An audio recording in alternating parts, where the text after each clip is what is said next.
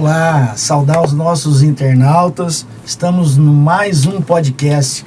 Hoje iremos discutir um pouco as crianças, né, a infância, enfim, as nossas queridas crianças. Eu tenho aqui a honra e o privilégio de receber o amigo, companheiro, né, de tantas jornadas aí, Sérgio Pacheco, que tem uma história de vida bonita para contar pra gente. Ele que é atleta, é árbitro de basquete, mestre de taekwondo. Ele é responsável pelo Campinas Fighter. Trará aí algumas informações importantes pra gente. Amiga querida Silvia Maltoni, prazer tê-la aqui.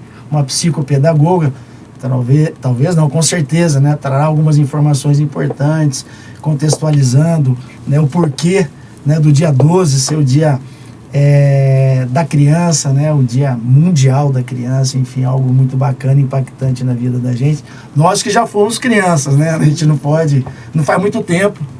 E a Ju, com esse sorriso bonito, né, a Juliana Saraiva, uma amiga também muito querida, atleta do handball, hoje com um projeto social muito bacana, é o 360, que trará também, né, algo que com certeza impactará muito a vida das nossas crianças e os nossos adultos, né? Tendo aí uma visão diferente do esporte, sempre agregando valor para tirar a criança de algo que não é tão bom, algo que seja de balizamento, de norteie a vida dessas crianças para que elas caminhem, né? Tenham aí o rumo certo, ou o caminho em algo que seja bom e leve, né? Uma situação na vida adulta que ela possa ter trilhado e construir um adulto melhor. Eu vou passar para vocês fazerem uma primeira consideração, se apresentarem, enfim, falar daquilo que vocês fazem no dia a dia, e aí na sequência o Sérgio, a Silvia vai fazer uma contextualização aí do nosso 12 de outubro, né? E aí a gente tem um bate-papo informal para que a gente consiga de alguma forma trazer informações precisas e interagir com os nossos internautas. Serginho. As mulheres. Vai você, irmão. Vamos no anti-horário. Vamos no anti-horário. Eu sou Sérgio Pacheco, sou árbitro internacional de basquete.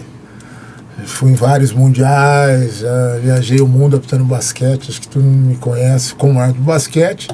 Só que antes disso era faixa preta de taekwondo, de karatê, sou mestre hoje de taekwondo e tenho um projeto social com parceria com a Secretaria de Esportes, projeto social que está fazendo 6 anos, onde desse projeto social nós conseguimos formar uma equipe de competição, que é a Campinas Fighter, com o pessoal do projeto, com a primeira turma de faixas pretas do projeto, onde hoje eles são os atuais campeão paulista das duas modalidades de taekwondo, os campeões brasileiros das duas modalidades, e estamos indo na semana que vem para o campeonato, para a Copa América e para o Mundial, com a equipe formada pelo projeto. Eles pegaram a seleção brasileira e nós estamos indo.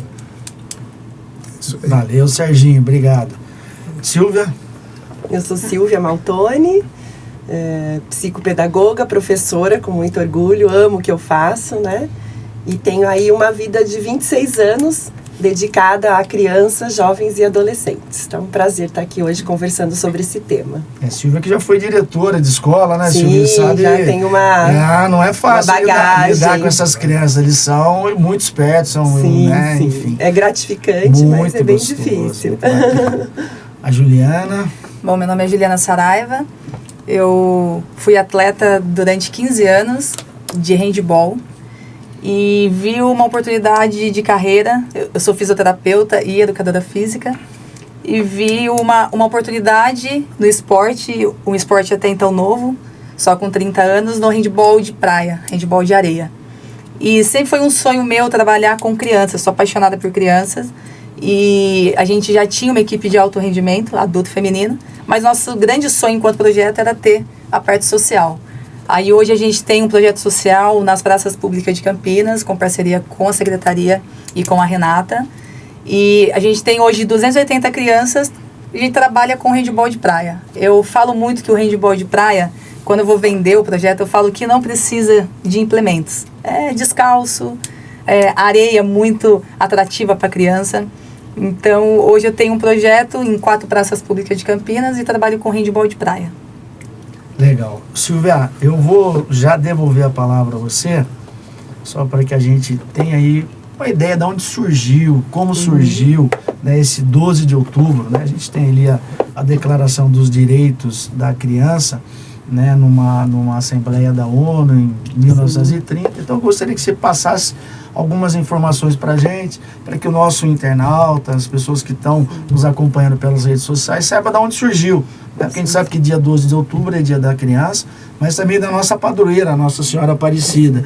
Né? E é importante que a gente passe essas informações e aí a gente vai também desenvolver um pouquinho mais, de forma mais tranquila, cada um conta a sua experiência, enfim, a gente vai ter um bate-papo muito aprazível, muito agradável sobre talvez a nossa, você é muito jovem ainda, né?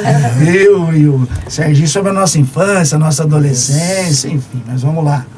Silvia. Contextualizando um pouquinho, né, é importante a gente destacar que na década de 30, quando a criança foi ficando vulnerável, não é? E sem muitos cuidados, e os pais, até por falta de informação, e não acredito que seja falta de cuidado, mas colocavam os filhos para trabalhar muito cedo, aos 6, 7, 8 anos. E até que chegou no momento em que essas crianças começaram, na verdade, a se tornar serviçais, como se fossem escravas, não é? E aí tiveram a brilhante ideia, não foi uma pessoa, a história conta que foi um americano que um dia, pensando na criança, disse, olha, ela precisa parar de trabalhar porque ela está sendo escravizada. Não, foi uma equipe que se constituiu, não é? E essa equipe de formadores, que na época educadores também, professores, começou a estudar sobre essa questão da vulnerabilidade da criança. E então, a partir disso, o primeiro órgão responsável, que foi a ONU, não é? Já lança um primeiro estatuto dentro de uma lei federal, contando um pouquinho como é que seriam os direitos que essas crianças deveriam ter e que elas deveriam parar de trabalhar. Então aí, quando isso se tornou legalizado, não é? Esse órgão começou a prestar atenção e depois foram se lançando os estatutos. Aí, na década de 80, que é mais recente, nós temos o ECA também, né? Que é o Estatuto da Criança e do Adolescente. Tanto da ONU quanto do ECA, o primeiro impacto causado toda criança tem direito a ser feliz. Esse é não como lei, né? Mas é o parâmetro universal único. E depois, toda criança tem direito a proteção, segurança e amor. E a partir disso, várias outras, né, regras aí, enfim, que constituem esse estatuto. Então, nós temos de preservar isso até hoje, porque até os 12 anos de idade, ela é criança, não é? Então, aos 13 começa a adolescência e esses estatutos privilegiam a criança, né, sendo protegida, cuidada, até os 12 anos. Só para a gente dar acrescentar alguma coisinha aqui. Então é dever da família, da sociedade, do Estado assegurar a criança e ao adolescente e ao jovem com absoluta prioridade o direito à vida, o direito à saúde, o direito à alimentação, a educação, o lazer, profissionalização, a cultura, que mais? A dignidade, ao respeito, a liberdade, a convivência familiar e comunitária, além de colocá-lo a salvo. Então é muito amplo, né? Esse Estatuto da Criança e do Adolescente, ele é muito amplo. Eu tenho certeza que o Sérgio, eu tenho certeza que a Ju, eles vivenciam isso muito no dia a dia, né? Crianças que muitas vezes elas não têm a possibilidade de ter um convívio familiar tão saudável, tão salutar, não tem a possibilidade muitas vezes de ter atendido alguma necessidade básica, né, de alimentação, enfim, de vestuário. Eu vou pedir licença para o Sérgio e vou passar para ela falar um pouquinho, porque ela lida com famílias em situação de vulnerabilidade. Ela tem e você também, mas está lá na ponta, ela vê, a gente sabe como é que é o trabalho e conhece o trabalho dela. Passar para você falar alguma coisa dentro do seu trabalho, dentro do Estatuto da Criança e do Adolescente, aquilo que você vivencia no seu dia a dia. O ECA, né, ele tem como prioridade a felicidade, ser feliz. Isso a gente cobra bastante em aula, que a criança está ali para se divertir, a criança está ali para ser feliz. É o momento dela, né? A gente fala muito que aquele momento é o momento que ela sai daquele ambiente que a gente não sabe qual é o ambiente da criança que ela tem em casa. Então a gente não sabe qual é o ambiente da criança. Mas aquele ambiente que ela chega ali na quadra de areia, que ela tira o calçadinho, que ela vai brincar, ali tem que ser o momento dela, o momento que ela realmente vai ser feliz, que ela vai esquecer de N problemas que ela tem em casa. Então a gente trabalha muito, muito com isso, realmente, da criança ser feliz. Eu acho que é bem complicado algumas crianças, que às vezes a gente até comenta, né, que a gente prefere não saber a história da criança, né? A gente tem que tratar a criança ali como uma criança que ela está ali para se divertir, independente como que é a família dela. Mas uma coisa também que a gente preza com relação aos professores, a gente tem que ser referência para essas crianças. A gente tem que ser referência porque a gente não sabe quais são as referências que elas têm. Então o professor ser educado, não falar alto com ela, chama ela, quer chamar atenção? Precisa ser chamada atenção. A criança precisa ser chamada atenção, ela precisa aprender os valores, né? E eu falo que o esporte coletivo, que é no qual eu estou dentro, eu acho que ele ajuda a gente a passar esses valores para a criança. O respeito com o outro, a interação com outras crianças, a diversidade de outras crianças. Então, se tem uma coisa que a gente prega, é exatamente isso. A criança está ali para ser feliz. Ela tem que ser feliz jogando handebol de praia. Tem que socializar com os amiguinhos. E é isso. O nosso projeto é para a criança ser feliz. Para a criança, ela vai aprender modalidade? Vai aprender modalidade, mas antes ela tem que aprender alguns valores que elas vão levar para a vida todinha delas. Então, os valores elas vão levar. Talvez não virem profissional. Se quiser, a gente tem todo o caminho a ser traçado, né, até o alto rendimento. Mas ali a criança está ali para brincar e se divertir. Legal, eu tive a oportunidade de fazer 2 visitas, né, ao projeto que vocês encabeçam. Vi a preocupação, o cuidado, a alegria dessas crianças de quando na prática do esporte faz um gol, faz aquela acrobacia toda, isso, né, pro gol valer mais, é isso também? Isso, gol vale 2. Conta aí pra gente. Final de treino, um suquinho, um lanchinho, né, muito, muito bacana também.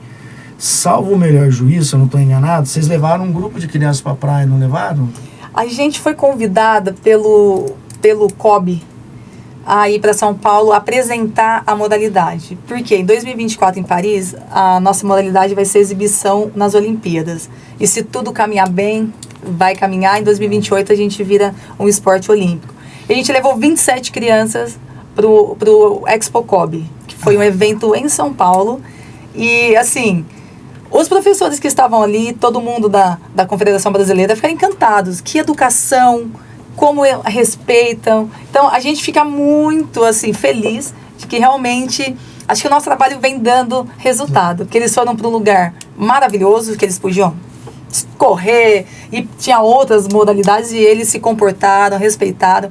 A nossa ideia é, sim, levar eles para a praia ainda esse ano. Legal. Mas a gente tem que ter uma estrutura bem legal, bem assim, certinho, levar muitos adultos, alguns pais, para que, realmente, porque tem criança que não conhece praia. É isso que eu falo, parece brincadeira, né? Em pleno século XXI, a gente tem praia aqui do lado, né? E criança não conhece. Adulto não conhece, né, Serginho? Não conhece o Parque Taquaral. Tem adulto que não conhece. Tem criança que não conhece o Parque Taquaral. Serginho, bola tá com você aí. Levantei, você pode chutar, marcar o gol, fica à vontade. Ou cesta de 3 pontos. Ou 3 pontos. Ele é mais alto, grandão. Olha, é um assunto complexo. Eu estou ouvindo nossa amiga pedagoga falando, estou ouvindo a Ju falar, mas é um assunto complexo. E veja, eu quando comecei a jogar com 6 anos, mas já sendo cobrado como profissional. Eu fui morar, quando fui pro Palmeiras, eu tinha 12 anos. Já fui morar sozinho numa casa que passava um adulto uma vez por semana e cobrado. Que tanto quando eu parei de jogar basquete, eu não queria saber mais o que era uma quadra de basquete, aí virei árbitro. Aí piorou tudo. Porque aí a coisa virou. Não parava. Não era só você, era a família inteira, né? A família inteira. Todo mundo era lembrado. Mas, você vê, eu digo que ele é muito complexo, que nem, por exemplo, a maioria dos atletas que eu tenho, eles começaram comigo com 7, 8 anos. E hoje, por exemplo, que é uma turma de faixas pretas, hoje eles já são cobrados no rendimento. E eu tento passar para eles o que eu passei minha vida inteira. Eu falo, é desgastante, é duro, é cobrança, é escola, é treino. Por exemplo, eu tenho uma coisa, a pedagoga vai me matar, eu falo assim, gente, relacionamento, presta atenção, namorinho e tudo, depois, deixa lá, depois, faculdade, agora foca que o bonde está passando. Falei, talvez esteja aqui a chance de muita gente se tornar um profissional como eu. E aqui nós estamos tirando do caminho, nossa, daquela curva da bifurcação, nós estamos tirando vários. E eu sinto que muita gente que tem problema, que eles passam também os problemas pra gente, né? Tudo. De escola, de casa. Na verdade, a gente vira mais família do que até de vez em quando a família que eles têm lá. Pra você ter uma ideia como é que a responsabilidade é dura e como você é exemplo. Então, eu sempre em palestra, tudo eu conto a história da minha vida. Que eu fui adotado com 3 dias, que eu podia ter ido pra lá, que eu nasci na comunidade hoje era comunidade, certo? Então, uma família me tirou, me pôs. E, numa época que minha mãe era juizada de menor, eles realmente me obrigaram. Tem que estudar, tem que fazer isso, tem que seguir lá. E hoje eu não reclamo, porque hoje eu consigo sentar em qualquer roda, eu arranho no francês, eu falo espanhol, eu falo inglês, eu não sei o que, eu toco piano, eu falo... Mas porque isso foi imposto lá atrás de uma forma que era chato, só que hoje... Então hoje, nesses moldes, a gente tenta passar para eles, que é uma coisa que lá na frente eles vão falar, ainda bem que o cara ficava em cima, falando, não é? E é duro, porque criança tem que ser feliz, criança tem que brincar, só que nisso, com o vim dos anos e a modernidade, se torna uma coisa difusa, porque... Eu tenho aquele meu outro lado policial. Até onde vai o limite ou não? Então, a maioria das vezes, as crianças extrapolam e os pais extrapolam e a criança tem direito a tudo. Eu falei, não é bem assim. Então, a gente tenta pôr limites e tenta pôr regras que muitas vezes eu não concordo. Isso está errado pro meu filho. Mas quem é ele? Ele é o pai, a mãe, mas quem é ele na hora do dia para saber que ali pro esporte, naquele momento, ele tem que ter regras. Ele tem que ter... mas muito cedo é criança. Mas é uma criança que tem que saber que eu não posso falar isso pro fulano do lado, que eu tenho que saber que uma equipe forma uma união e eu vou chegar em algum lugar tendo equipe, que eu vou precisar desse, que hoje é reserva e amanhã vai ser titular, que se eu tiver machucado eu preciso da ajuda daquele. E é um contexto, por isso que eu digo, é muito delicado, que a hora que você começa a falar, eu vou falar, mas é criança, eu sei, é criança, mas é criança que tem que saber que tem deveres. Eles têm regra, tem que ter regras. Tem que falar assim, senhor, como eu chego, eu obrigo eles. Cumprimentou a guarda que estava na porta. Ô tia, falei, que tia? Tia, o senhor é irmã de sua mãe, rapaz. Vai lá, pergunta o nome, cumprimento, dá um abraço. É ela que limpa, rapaz. Você não pode falar assim, tem que falar, tem que explicar. Aí eles falam, é lógico, não são eles que limpam aqui, não são eles que tomam conta. Você entendeu? E tem pai que fala, que não é não, bem. Aqui a regra é assim, tem que funcionar assim, porque nós não estamos fazendo só esportistas, nós estamos educando o homem de amanhã. O homem de amanhã, né, o adulto de amanhã.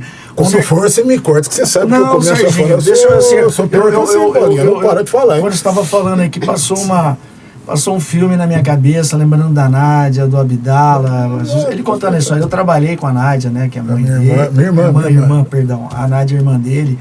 Né, eu tinha um carinho especial por ela e até hoje tenho pela memória dela.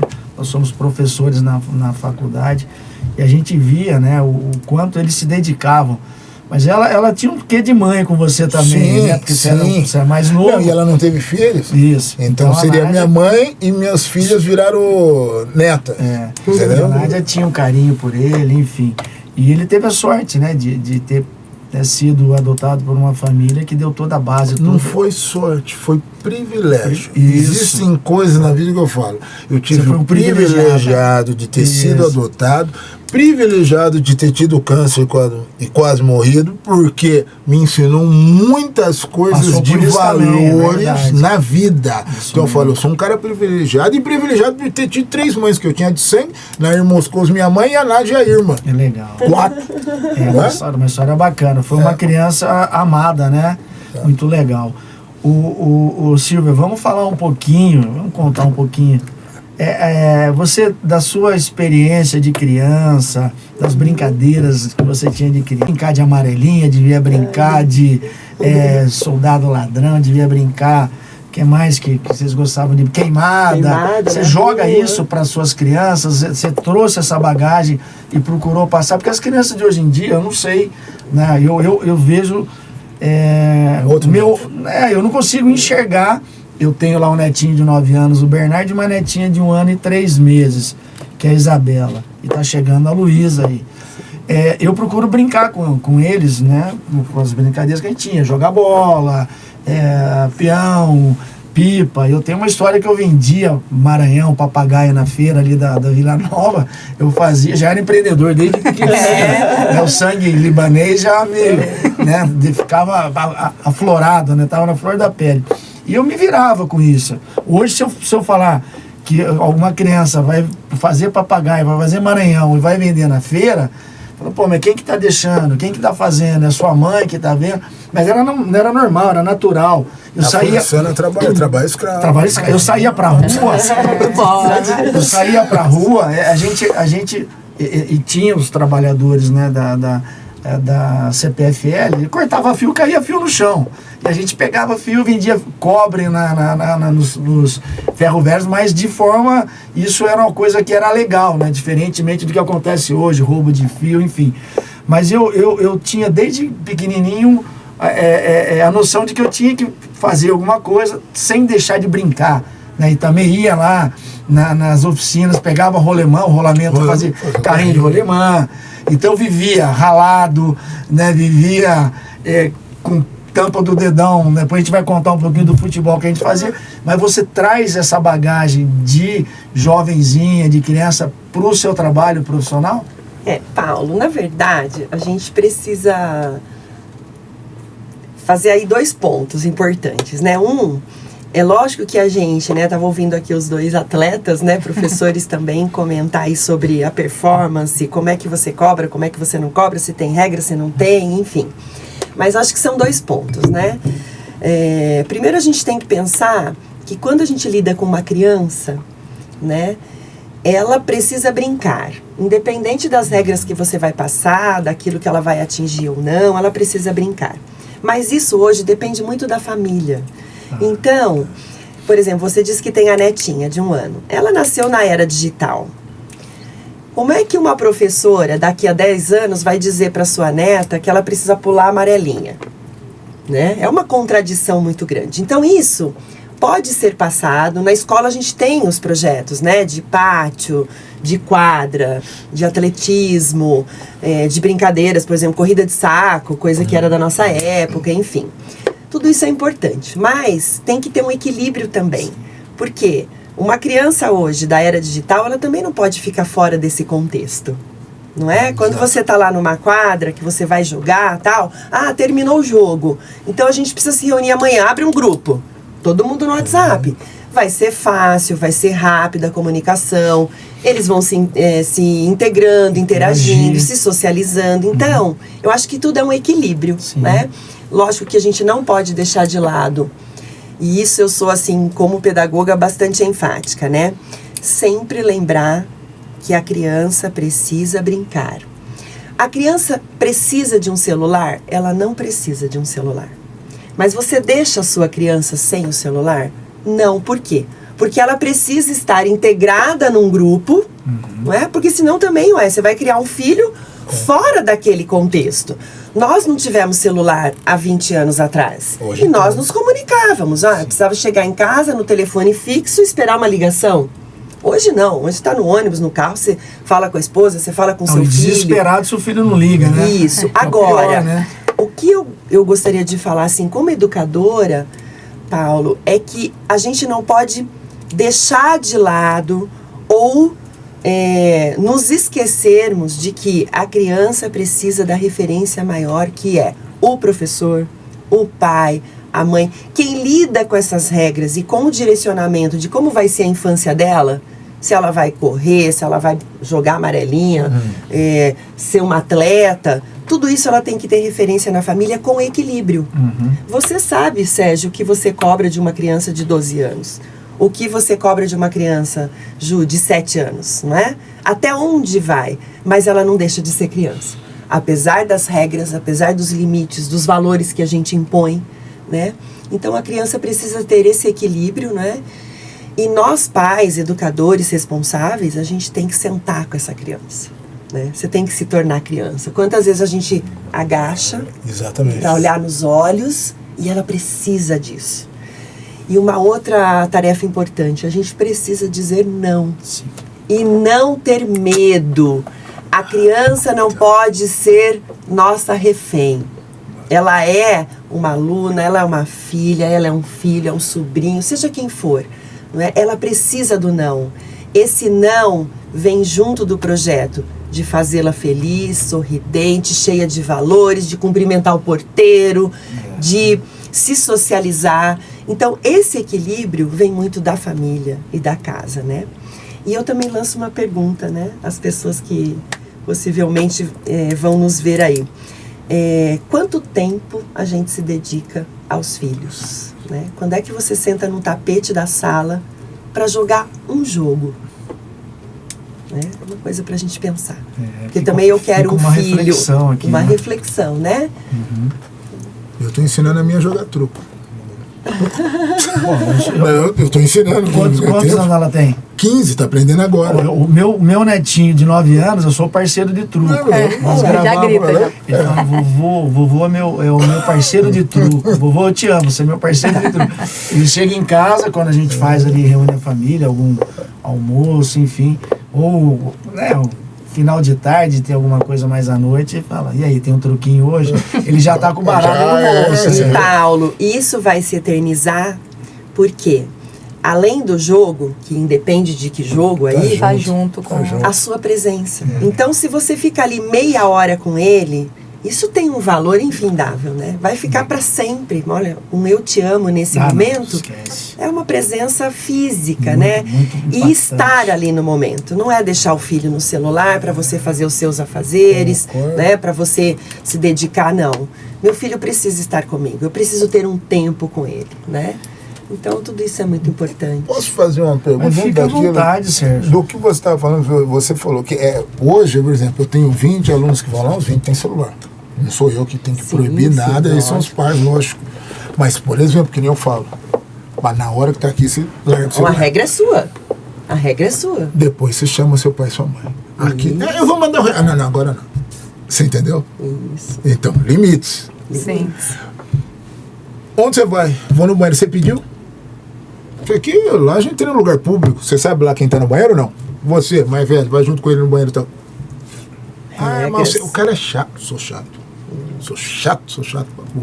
Esse é um ponto. Realmente. São coisinhas. São valores. São valores. E quem vai passar? O adulto.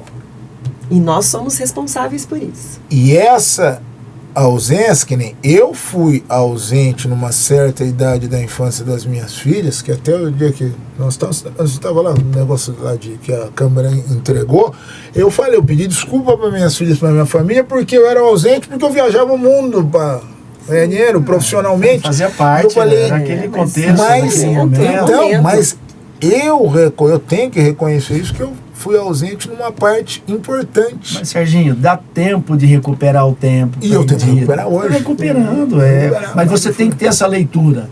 Né? E eu também fiz isso. Eu fui fazer faculdade de medicina, eu tinha 3 filhos. O meu menino mais novo, o Bruno, tinha acabado de nascer. E fiz em 5 anos, mas eu tinha plantão, eu tinha que ir para o consultório, enfim. Ele acho que foi o mais penalizado, mas nem por isso é o que a gente não tem mais contato. Quando eu tive a oportunidade, ele foi meu companheiro de andar de moto, de autódromo, correr de moto, né? A gente teve a oportunidade de talvez ter compensado de alguma forma, né? Aquele tempo que foi perdido. Mas o importante é o que a gente tem, que você falou, que você tem essa noção da família. Muitas vezes nós temos ali pessoas que eles acabam suprindo a nossa ausência, né? Sendo pai, sendo mãe, e num dado momento a gente teve que sair de casa para tocar a vida, para, né, ser o provedor, enfim. Mas a vida, graças a Deus que a vida nos dá a oportunidade de a gente recuperar o tempo perdido ou de alguma forma tentar compensar. Mas é isso que é importante, a referência do pai, da mãe, o limite para certas coisas, né? Eu também gosto de falar, mas só uma coisinha, é coisa boba, mas eu lembro desde que eu era pequenininho, eu ia em festa de aniversário, né, muito jovenzinho, e se meu pai não falasse pode pegar, eu não pegava as coisas. Então vinha lá uma bandeja de doce, uma bandeja de brigadeiro. Você quer? Eu falei, não, obrigado, eu não gosto. Porque não era hora de pegar. Imagine uma criança que não gosta de brigadeiro. Imagina. Eu não sei se você gosta de brigadeiro. Todo mundo que gosta. Mas, Paulo, era uma outra época, né? Mas nós podemos fazer isso com os nossos filhos hoje. Quando você citou aqui que você coloca, Sérgio, limites para os seus alunos, não se culpe de não estar com as suas filhas naquele momento, porque certamente isso é um valor que está dentro de você. E mesmo você não estando na vidinha delas naquele momento, eu tenho plena convicção de que esses valores estão nelas. Claro. Porque você não inventou isso, está dentro de você. Então a sua filha sabe como você é, quais são os seus valores, como é que você criou o limite para elas, não é?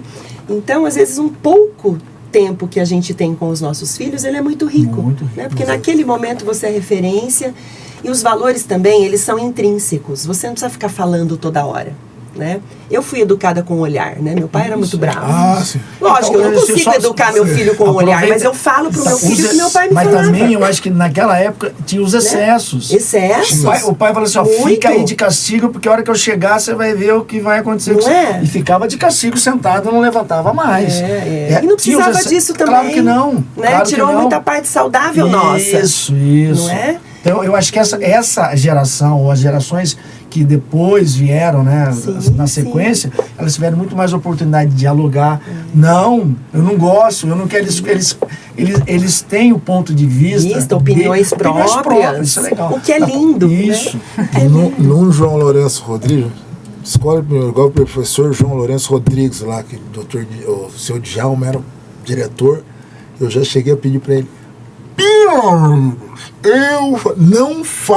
não chama meu pai e minha mãe, que eu sabia que em casa ia ser pior. Mas você não, eu prometo que não senhor. Pavor, que eu falava, se chegar em casa essa história e a coisa. Mas não é medo de apanhar, não. Respeito. Era o maior respeito que eu falei, Serginho, se minha mãe fica sabendo. Já que você tocou nesse assunto, é importante falar que quando a gente era criança, a gente não tinha aquilo que a gente fazia não tinha desdobramento, repercussão ruim, nada, né? As brincadeiras ou as travessuras de criança, elas tinham o maior respeito. Saudáveis, né? Com o nosso inspetor de aluno, eu estudei no Culta Ciência, os inspetores eram amigos da gente. E quando a gente ia para a diretoria, por algum motivo, era por coisa banal, coisa besta. É travessura de criança. Ela falava, nossa senhora, eu falei, ai, Jesus Cristo, é hoje. Mas a gente aprontava. Não, a gente aprontava. Acho que eu sou um ano mais nova que vocês, só. A minha infância, contando um pouco da minha infância, eu vivia na rua brincando. Graças a Deus eu falo dos privilégios, né? E eu fui privilegiada de brincar na rua, de pega-pega, de esconde-esconde. Mas quando meu pai assobiava, aonde eu estava escondida, eu tinha que sair, que eu sabia que já tinha dado a minha hora. Então, assim, eu fui uma criança. Muitas amigas minhas falam que eu fui mimada, mas eu não acho que eu fui mimada. Eu acho que nem esse negócio de falar com o olhar. Meu pai, ele falava comigo pelo olhar, eu já sabia. Mas eu fui uma criança muito tranquila, brinquei. Eu comecei muito jovem no esporte, mas eu tinha comigo o que eu queria. Sabe aquela situação de que assim, eu sei o que eu quero. Comecei a namorar muito cedo, com 15 anos já estava namorando, mas não me atrapalhou. Ih, Serginho, se caísse na sua mão, ia começar a namorar agora, hein? Tava na idade. verdade, hein? Você me Não tem problema, arrebenta. é saudável também. É saudável também. É saudável dentro pra de ela, casa. porque coitada que ela namorava, todos aí, desesperada. E o técnico dela, assim, né? Não, mas era tudo muito tranquilo, era em casa, sabe? Meu pai conhecia ele, a família dele, era bem... Mas assim, meu pai foi aquele paizão, eu lembro muito dele e do meu irmão, porque meu irmão é aquele irmão coruja que tinha uma disputa de bolinha de gude na escola, meu irmão e meu pai estavam lá. A minha mãe já trabalhava mais, a mãe já era mais aquele de cuidar de casa, né? Que aquela de que tinha que cuidar de casa, porque eu tinha que chegar, eu tinha que almoçar na hora, eu tinha que jantar na hora. Mas meu pai e meu irmão sempre me acompanharam em tudo, em todas as minhas decisões na vida, né? Eu falo que eu tive apoio do meu pai e do meu irmão. No esporte, então, nossa, onde que eu ia, meu irmão tava, meu pai tava. Então, assim, eu me sinto privilegiada enquanto criança, que eu brinquei muito na rua, né? Na rua mesmo. Eu estudei em uma escola particular que era um pouquinho fora da minha realidade, né? Mas eu nunca me senti pior do que eles, nunca fui taxada como pior. Pelo contrário, todos os meus amiguinhos queriam ir fazer trabalho em casa, porque a gente brincava na rua. E na casa deles não podia, né? Que era condomínio fechado, não podia sair pra rua, os pais não deixavam. Então todo mundo queria ir em casa. Então, assim, eu me sinto privilegiada de ter tido uma infância jogando peão com meu irmão. Peão, muito legal. Né? Brincando na rua. Então, assim... E hoje a gente passa um pouquinho disso das crianças. A gente olha e fala, nossa, às vezes uma criança na praça machuca. Né? Já chora, calma aí, faz parte, né? Levantava. Isso, né? Faz parte e tal. Mas assim, eu sou privilegiada pela minha infância, assim. Sem querer, você entrou aí num assunto que é, ainda para nós que trabalhamos com crianças, que é difícil. O quê? Os pais, lógico, protegem, zelam, olham, só que, soberbo, eles passam além, porque talvez aquela identidade que ele não teve no esporte, ele quer que o filho tenha, ele quer que o filho seja o melhor, ele olha para o umbigo, é só o meu filho, o meu filho, o meu filho, o meu filho. E como você disse, a gente tem que falar não. Sim. E tem vários, acho que você deve passar por isso, que eu não concordo. O meu tem que sentar na janela, o meu é isso, o meu é aquilo, o meu é sei que lá. Eu falo, isso aqui é uma equipe, isso aqui é um time. E são os pais que passam o limite e cometem, porque eu fui árbitro tanto tempo, vários pais pularam a quadra, velho, brigavam, eu sei que lá, e atleta fala pra mim, pelo amor de Deus, desculpa do meu pai. Só que toda vez ele passa do... E depois do jogo, o cara na porta do vestiário, me desculpa, Pacheco, pelo amor de Deus. Eu falo, não, tudo bem, desculpa. Só que você atrapalha o seu filho e atrapalha o time inteiro. Então tem gente que passa. E tem uns que passam a mão na cabeça, e aí o moleque acha que pode tudo. E a gente falando não, que é o que eu vivo toda hora para eles, e eu cito como exemplo, eu falo, cara, essa bolha que vocês estão fazendo é errada, porque até ontem eu estava vivo, ganhando bem, apitando, indo nos Estados Unidos, sei que é lá, fazendo tal caramba, e eu peguei um câncer e quase morri num ano. E eles iam ficar a pé, minhas duas filhas, tá? Então a gente não sabe o dia de amanhã, e a gente tem que criar para o mundo, falar uma realidade. Tem hora que eu bato em realidades por ter sido policial, que eu falo assim, mas você não pode falar. Eu tenho que explicar para eles que nessa rodinha de escola onde tem, de repente tem um cara com droga aí. E você não sabe quem é. E você ir parar e cometer um ato infracional de estar junto com um vagabundo que você não sabe quem é. Então você tem que saber com quem você anda, filho. Tem isso também. Alguém tem que falar isso para eles. Alguém tem que falar para uma menina de 14 anos, e eu já tive exemplos, e já sei de um monte de gente que engravidou, que, filha, acorda pra vida, não é assim. Cuidado. Alguém tem que falar. E de vez em quando a gente põe naquela bolinha e acha que não. Um ponto importante, Sérgio, que acho que a gente também tem que considerar,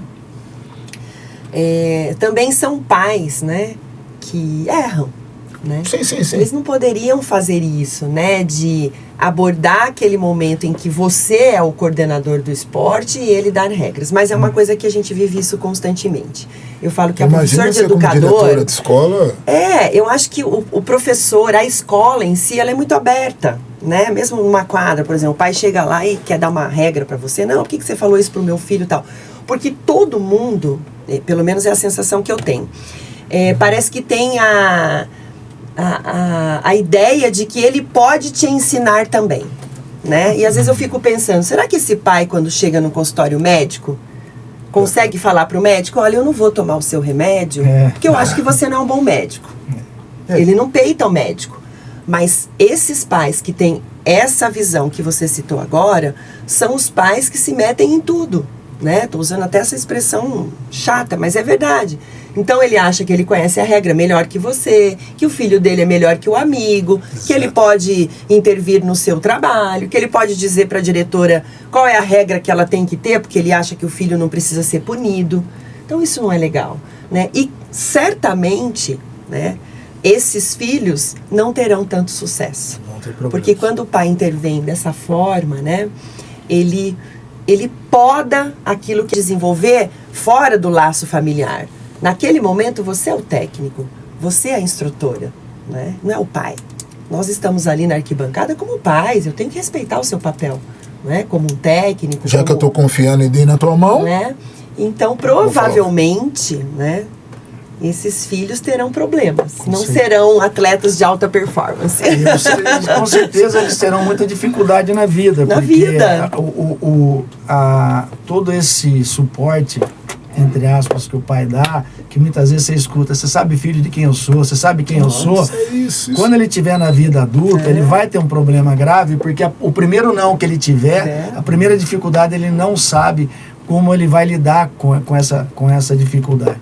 Nós estamos partindo aqui, né, quase encerrando o nosso podcast, muito gostoso, né? A gente está numa conversa muito tranquila. Eu gostaria que vocês, se quiserem, deixassem aí uma mensagem para os nossos internautas, né, para aqueles que irão assistir, irão interagir com a gente. É algo que você acha importante, né, nesse bate-papo nosso, né, no dia da criança, ou a abordagem, enfim, o trabalho com crianças. Sérgio? Paulinho, eu acho assim, deixa assim, a seguinte mensagem. Eu acho, lógico, criança é criança, mas eu acho que você não pode deixar o bonde passar. Criança é criança, lógico. Tem que ter os cuidados, ela tem que ser feliz. E eu acho que ela tem uma certa idade que onde vai começar a maturidade, que você tem que deixar fluir e tem que mostrar. Ele vai se espelhar em você? Vai se espelhar em você. Então mostre para ele, são duas coisas. Todo aquele lado errado que eu estou dizendo, o mundo é isso aqui, filho. Isso é a realidade. Só que você tem chance de ser uma estrela, de ter um lugar ao sol, se você fizer por você. Então, quando você vê o bonde passando, pegue carona. Pegue carona, que muitas vezes ele passa e não passa de novo.